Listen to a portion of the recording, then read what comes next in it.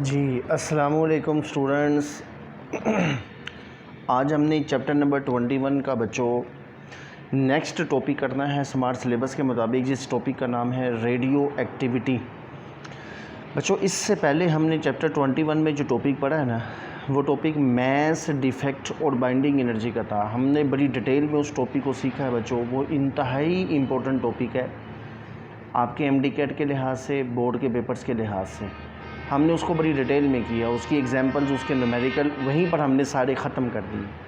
आज हम अपना दूसरा सेक्शन शुरू करते हैं और इस सेक्शन का नाम है रेडियो एक्टिविटी। बच्चों रेडियो एक्टिविटी जो होता है ना, रेडियो एक्टिविटी का लफ्ज़ निकला है, रेडियो एक्टिविटी का मतलब होता है रेज एमिटिंग एक्टिविटी। ऐसी कोई एक्टिविटी जिसमें रेडिएशंस बाहर निकलती हैं, जिसमें रेज बाहर निकलती हैं, जिसमें न्यूक्लियस के अंदर से कुछ रेडिएशंस निकलेंगी, उस प्रोसेस को रेडियो एक्टिविटी कहते हैं। देखिए मैं इसकी ना कुछ बैकग्राउंड आपको समझाता हूँ। ऐसे एलिमेंट जिनका एटॉमिक नंबर Z 82 या उससे ज़्यादा हो, ऐसे एलिमेंट जिनका एटॉमिक नंबर 82 से ज़्यादा होता है, वो एलिमेंट कुदरती तौर पर अनस्टेबल होते हैं। उन एलिमेंट्स को हम कहते हैं हैवी न्यूक्लियस या हैवी एलिमेंट्स। वो हैवी न्यूक्लियस कहलाते हैं या हैवी एलिमेंट्स कहलाते हैं। वो अनस्टेबल होते हैं, यानी स्टेबल नहीं होते। क्यों स्टेबल नहीं होते बच्चों? वो स्टेबल इसलिए नहीं होते, उनके न्यूक्लियस का एक तो साइज़ ज़्यादा होता है, दूसरी उनकी बाइंडिंग एनर्जी बड़ी कम है। देखो ना 82 से ज़्यादा एटॉमिक नंबर है। अब 82 से ज़्यादा एटॉमिक नंबर का मतलब क्या है? इनका मतलब ये है कि उसमें 82 प्रोटॉन होंगे। जैसे देखो ना, ये मेरे पास एक न्यूक्लियस है बच्चों, और इस न्यूक्लियस के अंदर कितने प्रोटॉन है? आंसर है इसके अंदर 82 के करीब प्रोटॉन हैं। अब जारी बात है, वो प्रोटॉन जब इस न्यूक्लियस के अंदर रहेंगे, यहाँ पर ऐसे वो इस न्यूक्लियस के अंदर होंगे, ये सारे प्रोटॉन जब यहाँ पर रहेंगे, न्यूक्लियस का साइज़ बड़ा होता जाएगा। ये न्यूक्लियस छोटा न्यूक्लियस नहीं होगा, बल्कि ये बड़ा होगा, क्योंकि इसमें 82 के करीब प्रोटॉन और न्यूट्रॉन भी तो होंगे तकरीबन इससे थोड़े ज़्यादा। तो वो एक हैवी किस्म का न्यूक्लियस बन जाता है, उसे हम कहते हैं हैवी न्यूक्लियस, लार्ज न्यूक्लियस। अच्छा, आपने बाइंडिंग एनर्जी के सेक्शन में बच्चों पढ़ा था, बाइंडिंग एनर्जी जो प्रीवियस टॉपिक हमने पढ़ा है, बाइंडिंग एनर्जी में हमने ये चीज़ सीखी थी बच्चों,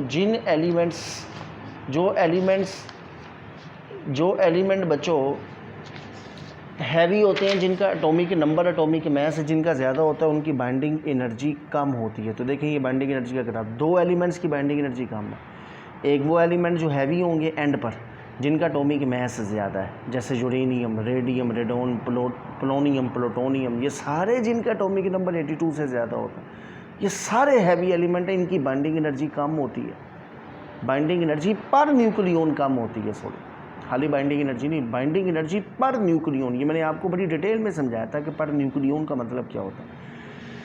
अच्छा, अब सबसे ज़्यादा बाइंडिंग एनर्जी पर न्यूक्लियन किसकी है? आयरन की है। शुरू वाले जो एलिमेंट्स हैं उनकी बाइंडिंग एनर्जी पर न्यूक्लियन कम होती है, और जो हैवी एलिमेंट होते हैं उनकी बाइंडिंग एनर्जी पर न्यूक्लियन कम होती है। बच्चों हैवी एलिमेंट की बाइंडिंग एनर्जी कम क्यों होती है? असल में मैंने आपको न्यूक्लियर फोर्स से समझाई थी बच्चों।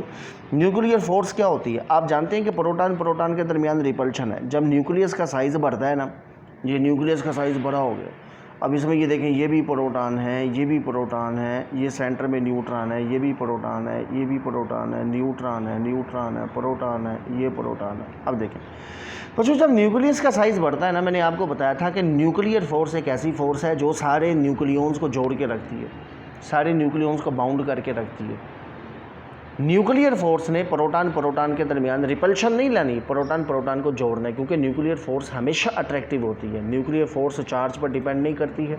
Nuclear force short range force है, लेकिन बड़ी छोटे डिस्टेंस पर बड़ी हैवी फोर्स होती है बच्चों। अब ये देखें ना, इस प्रोटॉन और इस प्रोटॉन के दरमियान अट्रैक्शन की फोर्स है, ये करीब करीब है ना, दो प्रोटॉन करीब करीब होंगे, तो ये देखें, ये प्रोटॉन है, ये प्रोटॉन है, इनमें रिपल्शन तो है, छोड़ दे, इनमें एक न्यूक्लियर फोर्स है अट्रैक्शन की। ये अट्रैक्शन की एक इनके दरमियान फोर्स है, और वो फोर्स बहुत ज़्यादा होती है रिपल्शन से, इसलिए ये आपस में जुड़े होते हैं। लेकिन जब न्यूक्लियस का साइज़ बढ़ेगा ना, तो न्यूक्लियस का साइज़ बढ़ने से पता क्या होगा? न्यूक्लियस के साइज़ बढ़ने से बच्चों जो प्रोटॉन दूर आएगा, जैसे ये देखो, अब इतने फासले पर जो प्रोटॉन आ रहा है, ये वाला प्रोटॉन, ये वाला प्रोटॉन, ये तो दूर है। और जब दो न्यूक्लियस के दरमियान फासला बढ़ता है, दो न्यूक्लियस के दरमियान डिस्टेंस बढ़ता है, तो न्यूक्लियर फोर्स खत्म हो जाती है। न्यूक्लियर फोर्स तो फेम्टोमीटर तक होती है, 10⁻⁻15 मीटर।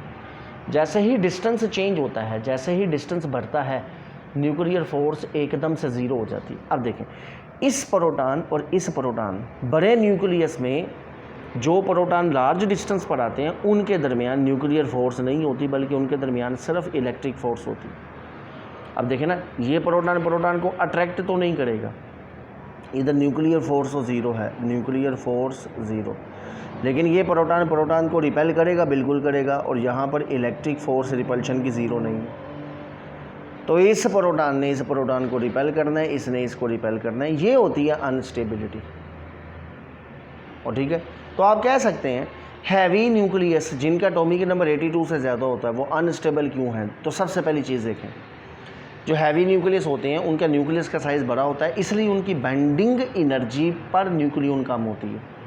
यानी वो एनर्जी जिसने सारे न्यूक्लियंस को जकड़ के रखना है, पकड़ के रखना है, बाउंड करके रखना है, वो एनर्जी कम होती है। तो हैवी न्यूक्लियस की एक तो बाइंडिंग एनर्जी पर न्यूक्लियन कम है, दूसरा उनका साइज़ बड़ा होने की वजह से ना उनमें इलेक्ट्रोस्टैटिक फोर्स ऑफ रिपल्शन ज़्यादा हो जाती है न्यूक्लियर फोर्स से। ठीक है बच्चों, एक तो हैवी न्यूक्लियस की बाइंडिंग एनर्जी पर न्यूक्लियन कम होती है। बच्चों अगर बाइंडिंग एनर्जी भी ज़्यादा होती तो ये न्यूक्लियस को पकड़ के रखता, न्यूक्लियस अपने सारे न्यूक्लियंस को जोड़ के रखता, लेकिन ऐसा नहीं है, इनकी बाइंडिंग एनर्जी पर न्यूक्लियन कम है। दूसरा, न्यूक्लियस का साइज़ बड़ा होने की वजह से जो प्रोटॉन ज़्यादा फासले पर आ रहे हैं, अब उनके दरमियान न्यूक्लियर फोर्स नहीं है, अब उनके दरमियान इलेक्ट्रिक फोर्स है। तो फिर हम कह सकते हैं इलेक्ट्रोस्टैटिक फोर्स और रिपल्शन ज़्यादा हो जाती है न्यूक्लियर फोर्स।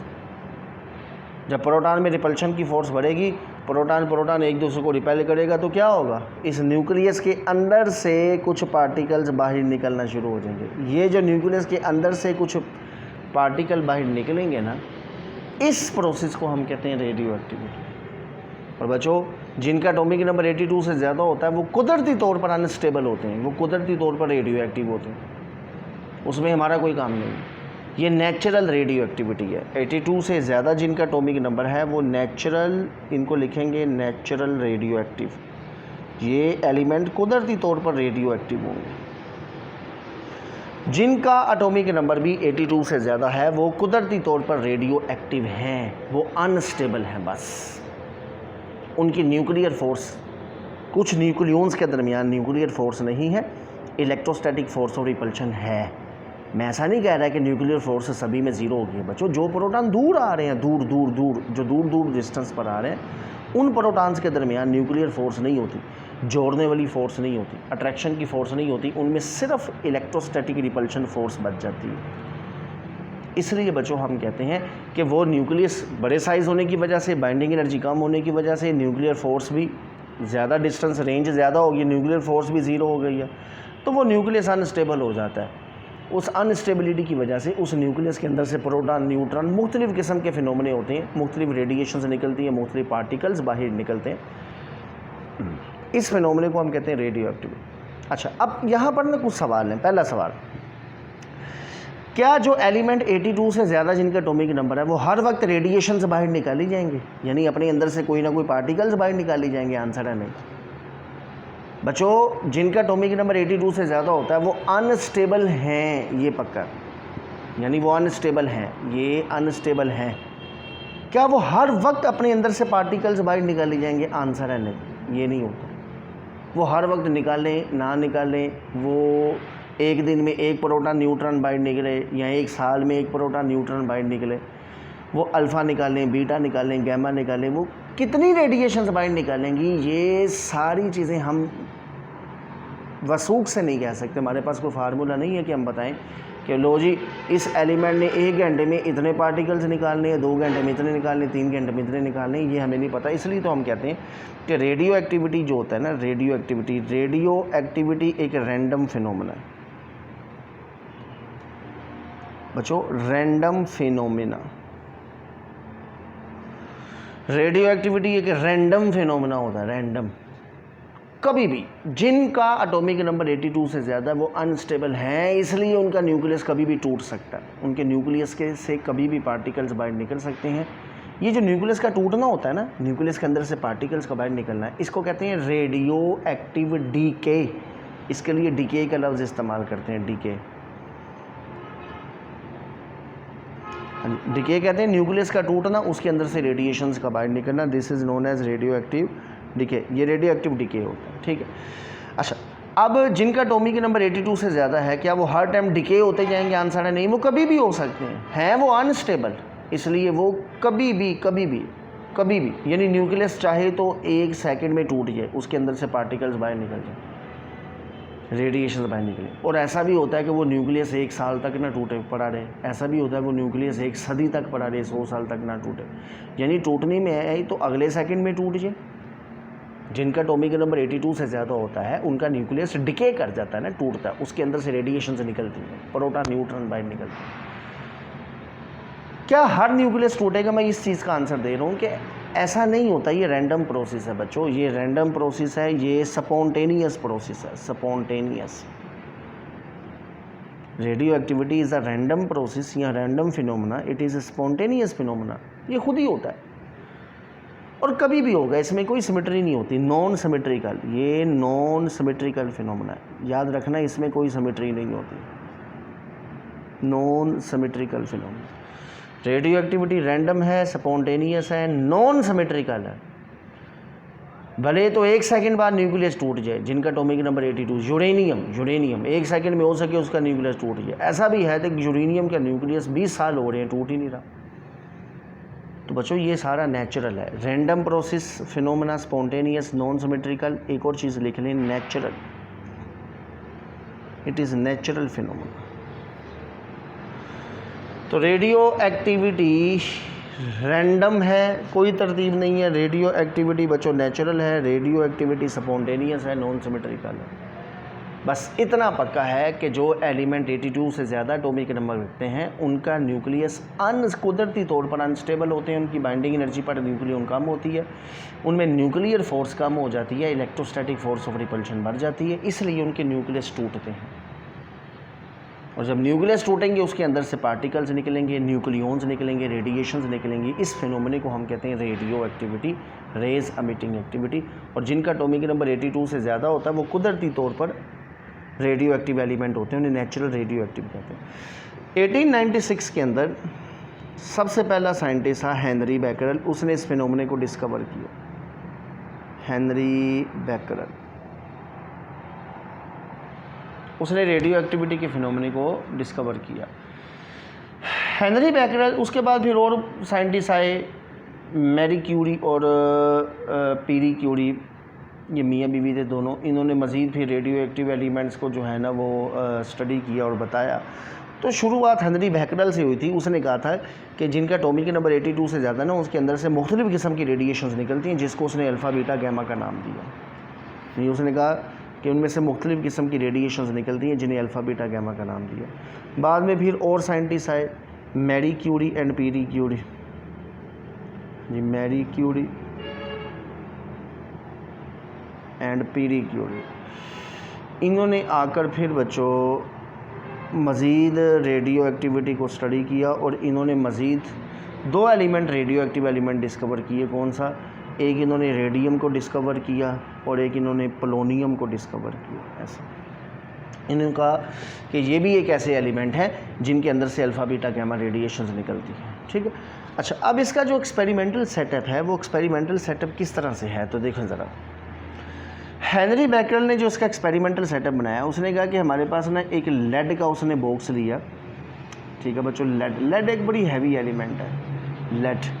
इस लेड के बॉक्स के अंदर उसने एक लेड का बॉक्स लिया ऐसे, इस तरह से, ये लेड बॉक्स। इसके अंदर उसने ना एक हैवी एलिमेंट यूरेनियम रखा है ऐसे, ये यूरेनियम इसके अंदर उसने रख दिया ऐसे।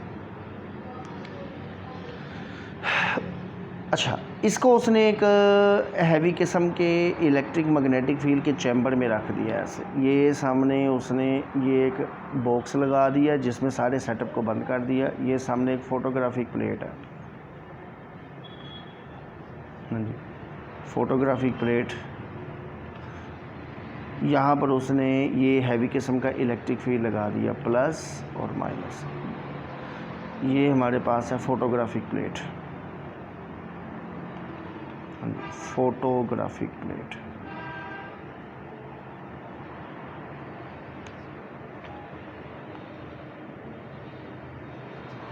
अच्छा, अब ये आपके पास लेड बॉक्स है, लेड है, ये एक एलिमेंट है, रेडियो एक्टिव एलिमेंट, यूँ समझ लें यूरेनियम है, यूरेनियम 92 238 ऐसे।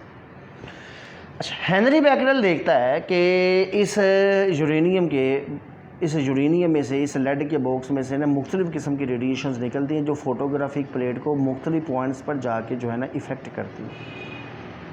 इसने देखा कि कुछ रेडिएशंस होती हैं, कुछ रेडिएशंस ऐसी हैं जो बच्चों नेगेटिव की तरफ डिफ्लेक्ट हुई हैं ऐसे, कुछ रेडिएशंस ऐसी हैं जो पॉजिटिव की तरफ डिफ्लेक्ट हुई हैं, और कुछ रेडिएशन ऐसी हैं जो बिल्कुल सीधा गई हैं ऐसे। ये 3 किस्म की रेडिएशन आई हैं। उसने देखा कि कुछ रेडिएशन जो फोटोग्राफिक प्लेट पर बिल्कुल सीधा गई हैं, कुछ रेडिएशन ऐसी थी जो प्लस की तरफ डिफ्लेक्ट हुई हैं, कुछ ऐसी हैं जो माइनस की तरफ डिफ्लेक्ट हुई हैं। अब उसने इनको स्टडी करना शुरू किया तो पता चला, उसने इनको नाम दिए। ऐसी रेडिएशंस जो माइनस की तरफ डिफ्लेक्ट हुई हैं, माइनस वाली प्लेट की तरफ मुड़ी हैं, इसका मतलब उन पर पॉजिटिव चार्ज है, उन्हें अल्फ़ा का नाम दिया गया।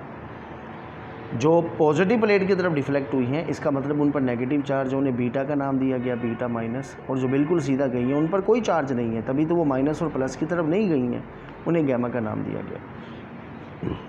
ठीक है बच्चों। अच्छा, अब यहाँ पर एक और चीज़ ज़रा देखना, चलें ये पहले इसको ज़रा देखें।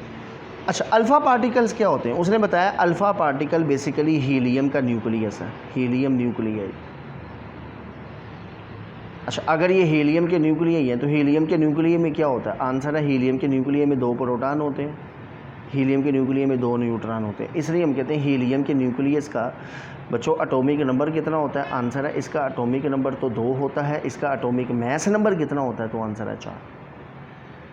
आप देखें प्रोटॉन की तादाद को एटॉमिक नंबर कहते हैं, इसका एटॉमिक नंबर 2 है, इसका एटॉमिक मास कितना है? प्रोटॉन और न्यूट्रॉन की तादाद को जमा करें तो ये मास नंबर होता है जो कि 4 है, जिसे न्यूक्लियन नंबर भी कहते हैं। इसलिए तो हम अल्फ़ा पार्टिकल को लिखते हैं। अल्फ़ा पार्टिकल को लिखने का तरीका हमारा क्या होता है? हम अल्फ़ा पार्टिकल को लिखते हैं नीचे 2 ऊपर 4 ऐसे, यानी अल्फ़ा पार्टिकल पर चार्ज क्या होता है? तो आंसर है इस पर +2 चार्ज हो। तो alpha particle is just like a helium nucleus, helium का न्यूक्लियस है, एटम नहीं कहना बच्चों। हीलियम के एटम में 2 इलेक्ट्रॉन भी होते हैं, ये सिर्फ हीलियम का न्यूक्लियस है। यानी अगर कभी किसी रेडियो एक्टिव एलिमेंट के न्यूक्लियस से 2 प्रोटॉन निकले और 2 न्यूट्रॉन निकले, एक ऐसा पैकेट निकले कि उस पैकेट में 2 प्रोटॉन हो 2 न्यूट्रॉन हो, कैसे निकलेंगे? वो ये आंसर है अनस्टेबल न्यूक्लियस है, इसमें फोर्स ऑफ रिपल्शन है न्यूक्लियंस के दरमियान, प्रोटॉन के दरमियान। उसकी वजह से ये न्यूक्लियस जब टूटता है तो उसके अंदर से अगर एक ऐसा पैकेट निकले जिसमें 2 प्रोटॉन, जिसमें 2 न्यूट्रॉन हो, इस पैकेट का नाम होगा अल्फ़ा पार्टिकल, इन्हें अल्फ़ा कहें। तो अल्फ़ा पार्टिकल का चार्ज कितना होता है? 2 + 2, 2 प्रोटॉन होते हैं, इनका मास कितना होता है? +4। ये हीलियम का न्यूक्लियस है, और अगर न्यूक्लियस से 2 प्रोटॉन 2 न्यूट्रॉन निकलेंगे ना तो इन रेडिएशंस को हम अल्फ़ा कहेंगे। अच्छा, दूसरे नंबर पर फिर क्या है? आंसर है दूसरे नंबर पर आती हैं बीटा रेडिएशंस। बीटा, बीटा क्या है? आंसर है बीटा है फास्ट मूविंग इलेक्ट्रॉन्स, इनका नाम होता है fast moving electrons. Fast moving electrons emitting from nucleus, emitting from nucleus. Nucleus के अंदर से जो फास्ट मूविंग इलेक्ट्रॉन्स निकलते हैं उनको बीटा कहते हैं। अब आप कहेंगे सर न्यूक्लियस के अंदर इलेक्ट्रॉन होते हैं, होते तो नहीं है, तो क्या फिर बीटा इलेक्ट्रॉन्स हैं? इलेक्ट्रॉन्स नहीं है, आंसर है ये हैं इलेक्ट्रॉन्स, बिल्कुल इलेक्ट्रॉन्स हैं, इन पर चार्ज माइनस होता है। यानी बीटा पार्टिकल पर -1 चार्ज होता है। बीटा पार्टिकल को ऐसे लिखते हैं, इन पर चार्ज -1 होता है, इनका मास, न्यूक्लियर फिज़िक्स में ना हम इलेक्ट्रॉन के मास को 0 कंसीडर करते हैं, इतना हल्का मास होता है, इतना कम होता है प्रोटॉन के मुकाबले में कि हम इसे 0 लिखते हैं। तो बच्चों बीटा फास्ट मूविंग इलेक्ट्रॉन्स हैं जो न्यूक्लियस के अंदर से निकलते हैं। सवाल ये है कि क्या न्यूक्लियस के अंदर इलेक्ट्रॉन्स होते हैं? तो आंसर है होते हैं। कहाँ होते हैं? ये ढूंढना पड़ेगा कहाँ होते हैं, ये अगला सवाल है। ये मैं आपको नेक्स्ट टॉपिक में बताऊंगा कि इलेक्ट्रॉन्स निकलते कहाँ से हैं। बस ये चीज़ ज़हन में रखें कि alpha is a packet containing 2 proton 2 neutron, it is helium nucleus. Beta are fast moving electrons, इन पर चार्ज -1 होता है। बीटा इलेक्ट्रॉन्स होते हैं जो न्यूक्लियस के अंदर से निकलते हैं, बाहर वाले नहीं। और तीसरी रेडिएशंस उसको उसने नाम दिया बच्चों गैमा रेज का। हाँ, ये क्या होती हैं? तो आंसर है गैमा रेज न्यूट्रल होती हैं, न्यूट्रल। ये इलेक्ट्रोमैग्नेटिक रेज है, जस्ट लाइक एक्स रेज। जैसे एक्स रेज नहीं होती, gamma rays, X rays, ultraviolet, इसकी तरह से होती है। ये न्यूट्रल है, इन पर कोई चार्ज नहीं होता, no charge no mass, no charge no mass. ना इनका चार्ज होता है और ना इनका मैस होता है, ना इन पर चार्ज होता है ना इन पर मैस होता है। ठीक है, तो अब देखें अल्फ़ा पर चार्ज +2, अल्फ़ा का एटॉमिक मैस कितना होता है 4, बीटा पर चार्ज -1, बीटा का एटॉमिक मैस कितना होता है 0, क्योंकि हम न्यूक्लियर फिज़िक्स में इलेक्ट्रॉन के मैस को 0 मानते हैं और वैसे ही चीज़ों को आसान किया हुआ है, हम इलेक्ट्रॉन के मैस को 0 कंसीडर करते हैं। गैमा रेज का कोई चार्ज कोई मैस नहीं होता, ये न्यूट्रल होती हैं, ये इलेक्ट्रोमैग्नेटिक रेडिएशन है, ये फोटोग्राफिक प्लेट में बिल्कुल सीधा जाती है, इन पर कोई इफ़ेक्ट नहीं होता इलेक्ट्रिक मैग्नेटिक फील्ड का, यानी इन पर no effect of electric field and magnetic field, इन पर इलेक्ट्रिक मैग्नेटिक फील्ड का कोई इफ़ेक्ट नहीं होता। ठीक है बच्चों, चलिए ये तो रेडियो एक्टिविटी का कुछ बच्चों मैंने आपको बेसिक फिनोमेना इसका समझाया।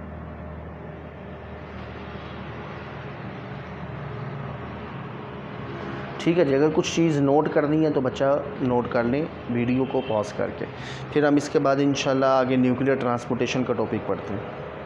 ठीक है जी, अल्लाह हाफ़िज़।